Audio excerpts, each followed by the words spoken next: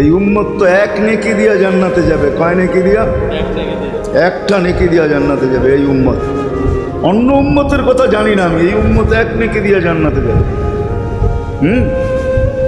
নবীর একটা আদর্শের কারণে জান্নাতে যাবে। সিরত মানি আদর্শ, আর এটা আমরা কদমে কদমে মুহতাজ। কেননা এই ছোট জীবনটা যদি গ্রহণযোগ্যতা পর্যন্ত পৌঁছাইতে হয় আল্লাহর কাছে, চাই নারী হই, চাই যুবক হই, চাই বৃদ্ধ হই, যেই মানুষই হই না কেন, যেখানেরই হই না কেন, যেই বাসারই হই না কেন, যেই বর্ণেরই হই না কেন, যেই পেশারই হই না কেন, যেই সোসাইটিরই হই না কেন, এই জীবনটাকে যদি গ্রহণযোগ্যতা পর্যন্ত পৌঁছাইতে হয় কার কাছে? দুনিয়াওয়ালাদের কাছে না, মালিকের কাছে, যিনি এক ফোঁটা পানির থেকে অস্তিত্ব দিছেন, যার কাছে আবার আমাদেরকে ফিরা যেতে হবে। পালানোর কোনো সুযোগ নাই। এই জন্যই কোরআন আমাদেরকে বোঝায় আইনাল মাফার। আল্লাহ বলতেছে কোথায় ভাগবে তুমি, বলো কোথায় ভাগবে?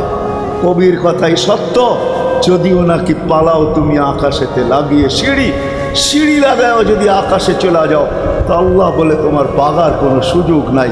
কেননা ইল্লা বি সুলতান, ওইখানেও আমার রাজত্ব, এইখানেও আমার রাজত্ব,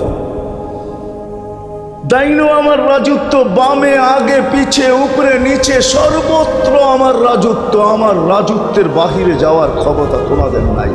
দ্বিতীয় কথা এটো, আইনা আনা মাআকুম আইনা মা কুনতুম, যেখানে যাবে ওইখানে আমি সঙ্গে থাকব, আমাকে দূর করতে পারবে না। যদি করো তাহলে তুমি থাকবে না, তোমার অস্তিত্বই থাকবে না। কেন আমাদের ভিতরে আল্লাহ নাই বটে, কিন্তু আল্লাহর একটা পাওয়ার আছে যেটাকে রূহ বলে। কুলিল রূহ মিন আমরি রব্বি, আল্লাহর একটা পাওয়ার, একটা সিফত, সবচেয়ে শক্তিশালী পাওয়ার যেটা, ওটা আমাদের ভিতরে আল্লাহ ঢুকায় রাখছেন, যেটাকে আমরা রূহ বলি। কোরআনের ভাষায় রূহ বলে, বাংলা ভাষায় আত্মা বলে। যেটাকে আমরা আত্মা বলি ওটা আল্লাহর হুকুম ছাড়া কিছু না। আল্লাহ বলে ওটা মনে করে নাও আমি তোমার ভিতরে আছি, কেন এটা আমারই জিনিস। কুলির রূহ মিন আমরি রব্বি, আমাকে পৃথক করলে আর তুমি থাকবে না। তখন তোমার চক্ষু থাকবে আইন লা তানদুর, তোমার চক্ষু থাকবে দেখবে না। উদুন লা তাসমা, কান থাকবে শুনবে না। লিসান লা তান্তিক, জবান থাকবে কিন্তু জিহ্বা থাকবে কিন্তু বলবে না। আকলুন লা তুমাইয়িজ, তোমার মগজ থাকবে ভালো মন্দ বুঝবে না। কলব লা তাতাফাক্কার, দিল থাকবে কিন্তু চিন্তা করার ক্ষমতা তোমার থাকবে না। ইয়াত লা তাফতিশ, হাত থাকবে ধরবে না। রিজল লা তামশি, পাও থাকবে চলবে না। তুমি হবে লাশ। ওই আল্লাহ পর্যন্ত যদি গ্রহণযোগ্যতায় পৌঁছাইতে হয়, ওইখান থেকে বাহির হয়ে গেছি, ভালো তো বাসি কিন্তু আগেরটুকু জানি না। ও মেরে দোস্ত, শুধু ভালোবাসলে চলবে না। আবু তালেবের চেয়ে বড় ভালোবাসা আপনার আমার ছিল না। সাহাবাদের মতো ভালোবাসা আপনার আর আমার নাই, আছে নাকি? হ্যাঁ, আবু তালেবের মতো ভালোবাসা ছিল। চলেন শর্ট করি, আবু তালেবকে নিজের হাতে আল্লাহ রসুল কবরে রাখছেন। যখন রাখতেছিলেন তখন চিৎকার দিতেছিলেন, আম্মি মা তারাক্তালি সাবিলা, চাচা কোনো রাস্তা রাখলেন না আমার জন্য। বলছিলাম কলেমা পড়লেন না। বলছিলাম ঠোঁটটা হেলাইলেন না। বলছিলাম চুপ থাকেন, তাও থাকলেন না। সর্বশেষ একটা চিৎকার দিলেন, আলা মিল্লাতি আব্দুল মুত্তালিব, আব্দুল মুত্তালিবের ধর্মের উপরে চলে যেতেছি।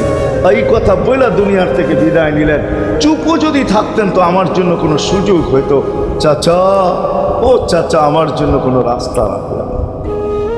ভালোবাসা কাজে দিবে না। এই জন্য চলেন, জীবনটাকে গ্রহণযোগ্যতা পর্যন্ত পৌঁছাইতে হইলে কদমে কদমে মুহাম্মদুর রাসূলুল্লাহর আদর্শ, যেটাকে আরবি ভাষায় সিরাত বলে, যেটাকে কেরিয়ার বলে। আল্লাহর রসুলের কেরিয়ার লাগবে, আল্লাহর রসুলের আদর্শ লাগবে, আল্লাহর রসুলের সিরত লাগবে, আল্লাহর রসুলের চরিত্র লাগবে। এই জন্যই আল্লাহ কোরআনে বলছেন, লাকাদ কানা লাকুম ফি রাসূলিল্লাহি উসওয়াতুন হাসানা, তোমরা লিমান কানা ইয়ারজুল্লাহ, তোমরা যদি আমাকে পাইতে চাও তাহলে আমার আদর্শ সহজ করছেন, কঠিন করেন নাই। আল্লাহ কঠিন করতে পারতেন, আল্লাহ সহজ করছেন।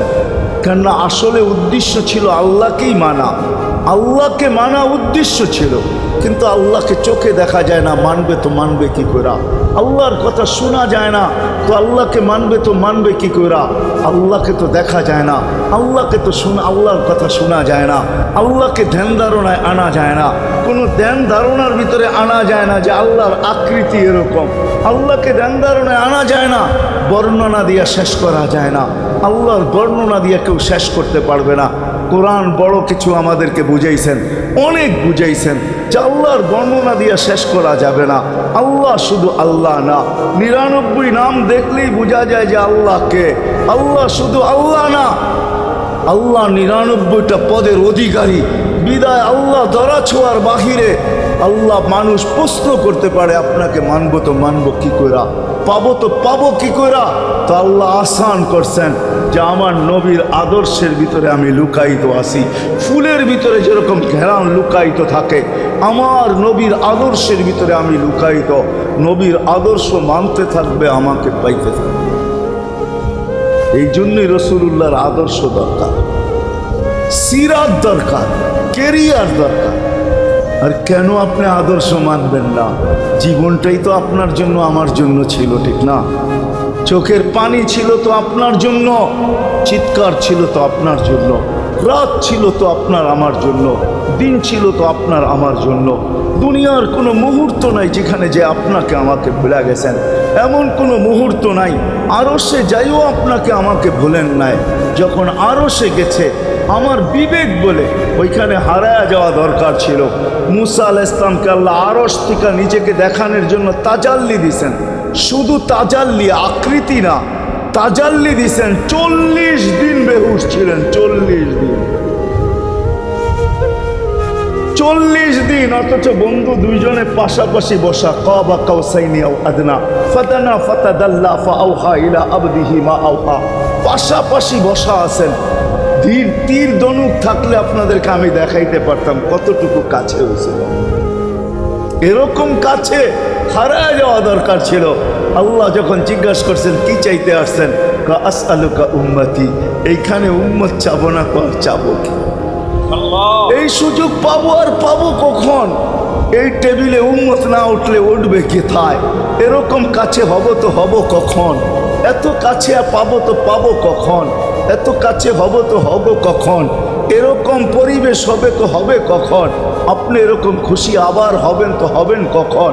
আপনি আমাকে ডাইকা নিয়ে আসছেন, মেহমান বানায়া, আপনি মেজবান, উম্মত চাই। তা আল্লাহ জিজ্ঞাসা করছে এইখানে উম্মত?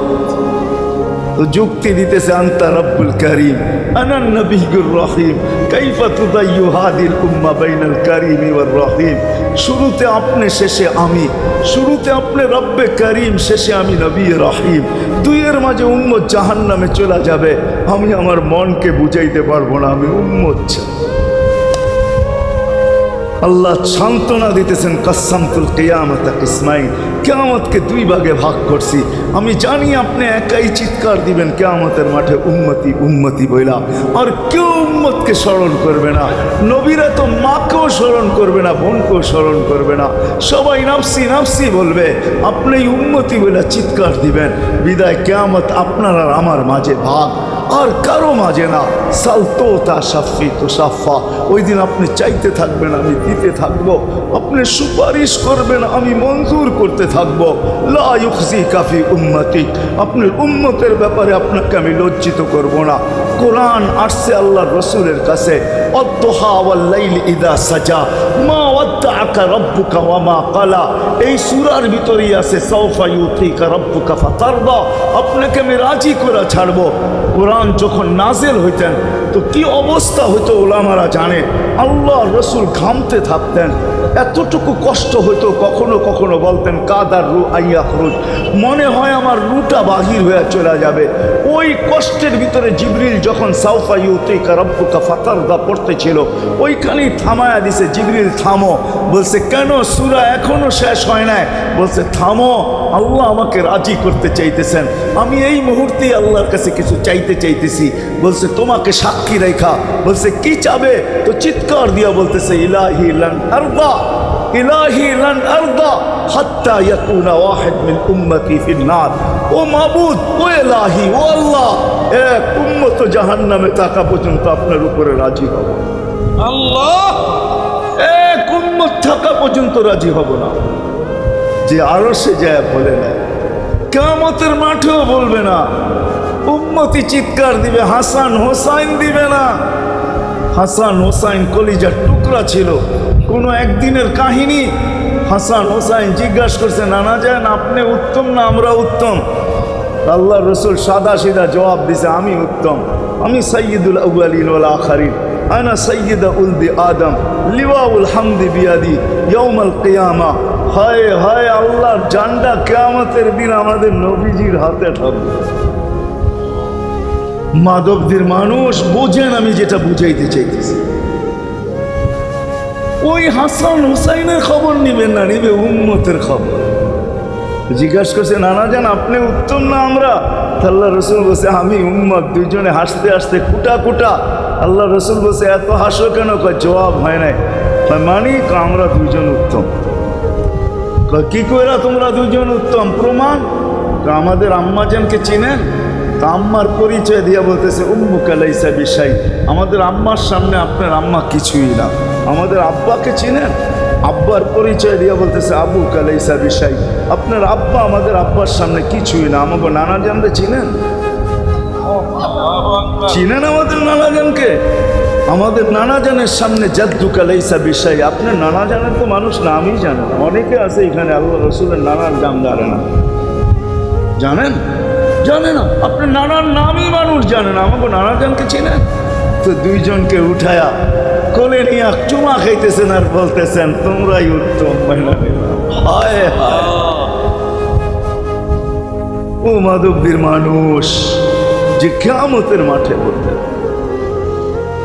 যে দুনিয়ার থেকে যখন বিদায় নিতেছিলেন, হায় হায়, মালাকুল মউত যখন অনুমতি চাইতেছিলেন, বুকে হাত রাখবো কি রাখবো না, তো বলছে অনুমতি দিব। আইনা আখি জিবরিল, আমার ভাই জিবরিল কোথায়?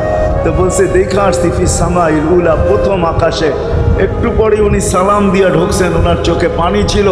তো বলছে, আপনি কাঁদেন কেন? বলে, আজকেই এলপিআরে চলে যাবে, আর কোনোদিন ওহির বাহক হয়ে জমিনে আসবো না। আপনার পরে কোনো নবী নাই, কোনো রসুল নাই, আমারও ওহির কাজ শেষ। ওহির সুবাদে কখনো কখনো নৈকট্যময় জায়গায় চলে যেতাম, আজ থেকে আর যাওয়া হবে না। আমার চোখে পানি। দীর্ঘ ১.৫ লক্ষ নবী, ৩১৩ জন রসুলের কাছে আমি নিয়ে আসছি। আজকে শেষ দিন, এই জন্য চোখে পানি। তো উনি উল্টা প্রশ্ন করছেন, আপনার চোখে পানি কেন? জিবরিল মালাকুল মউত দাঁড়ায় আছে, অনুমতি চাইতেছে বুকে হাত দেওয়ার জন্য। এখনো এক প্রশ্ন বাকি। বলছে, সেটা কি? বলে, ফামান লিবাদিলি উম্মতি। অথচ ৯ ঘরে চুলা জ্বালানোর মতো তেল ছিল। খাওয়া তো দূরের কথা,